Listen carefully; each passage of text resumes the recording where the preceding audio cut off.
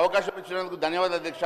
Page 21 procedure బుక్లో చాలా స్పష్టంగా any member when called by speaker may put a supplementary question for the purpose of further elucidating any matter of fact regarding which an answer has been given.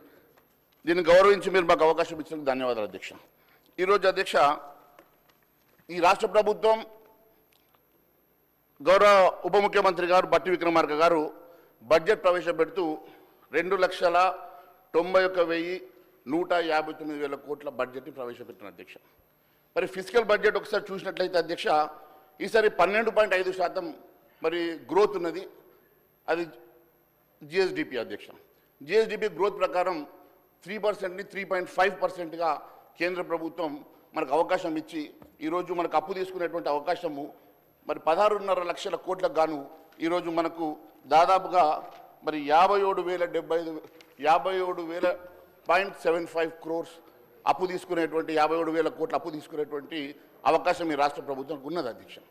కానీ రాష్ట్ర ప్రభుత్వం ఈరోజు 1,27,000 కోట్లు అప్పు చేసి మరి ఏ రకంగా ఎఫ్ఆర్బిఎం పరిధిని దాటి తీసుకుంటా ఉన్నది, గ్యారంటీస్తో పాటు కానీ నాన్ గ్యారంటీస్ కానీ లేకుంటే ఏ విధమైనటువంటి అప్పైనా కానీ ఈరోజు ముఖ్యంగా మీరు చూసినట్లయితే అధ్యక్ష మరి మొన్ననే మనం పేపర్లో చూసాం అధ్యక్ష.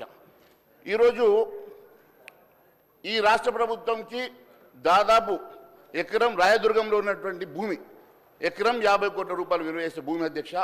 దాదాపు 400 ఎకరాల భూమి ప్రైవేట్ ఫైనాన్స్ సంస్థలకు తాకట్టు పెట్టుకోవాలని బహిరంగ మార్కెట్లో 20,000 కోట్ల విలువైనటువంటి భూముల్ని ఈరోజు తాకట్టు పెట్టి మర్చెంటైల్ బ్యాంక్ ఎంపిక చేసి దానికోసం టీజీఐఐసి వాళ్ళు ఒక ప్రత్యేకమైనటువంటి ఒక అడ్వర్టైజ్మెంట్ ఇచ్చి దానికి వాళ్ళను ఐడెంటిఫై చేసి మరి బ్యాంకర్స్ ఐడెంటిఫై చేసి వారికి 2-3% కమిషన్ ఇచ్చి మరి అప్పులు తీసుకునేటువంటి దుస్థితి రావడానికి బాధగా ఉంది అధ్యక్ష. మరి గ్యారంటీస్ ఉండి గ్యారంటీస్ లేకున్నా ఏ రకమైనటువంటి అప్పు తీసుకున్నా అది ఎఫ్ఆర్బిఎం పరిధిలోకి రావాల్సిందే అధ్యక్ష. ఈ రకంగా రాష్ట్రంలో విపరీతమైనటువంటి అప్పులు చేసేసి ఈ రాష్ట్రాన్ని ఇంకా దివాళా తీసేటువంటి పద్ధతిలో ఈ రాష్ట్ర ప్రభుత్వం నడుస్తుంది. మరి ఇన్ని అప్పులు చేసి కూడా పప్పుకూడు తినేటువంటి దుస్థితి రావడం మరి ఎందుకంటే అధ్యక్ష ఇదే నిండు సభలో గౌరవ ముఖ్యమంత్రి గారు ఇదే రోజు అధ్యక్ష డిసెంబర్ 17 ఈ రోజుకి కరెక్ట్ సంవత్సరం అయింది అధ్యక్ష. వారు ఇదే సభలో వారు ఇచ్చినటువంటి 6 గ్యారెంటీలకు తొలి సంతకం పెట్టిన తర్వాత ఈ సభలో చట్టబద్ధత కల్పిస్తామని చెప్పారు అధ్యక్ష. కనీసం చట్టబద్ధత కల్పించి ఈ డబ్బుని చట్టబద్ధత ప్రకారం 6 గ్యారెంటీలు అమలు చేసినా కూడా రాష్ట్ర ప్రజానీకానికి లాభం జరుగుండేది అధ్యక్ష. ఏ రకమైనటువంటి మరి 6 గ్యారెంటీల స్కీమ్స్ కానివ్వండి లేకుంటే ప్రజలకు ఇచ్చినట్టు హామీలు కానివ్వండి ఏవి కూడా ఇంప్లిమెంట్ చేయకుండా ఈ రకంగా లక్షల కోట్ల రూపాయలు అప్పు చేసేసి ఈరోజు ఈ రాష్ట్ర ప్రభుత్వం దివాళా దిశగా నడవడం చాలా బాధాకరంగా ఉంది అధ్యక్ష. థ్యాంక్ యూ అధ్యక్ష.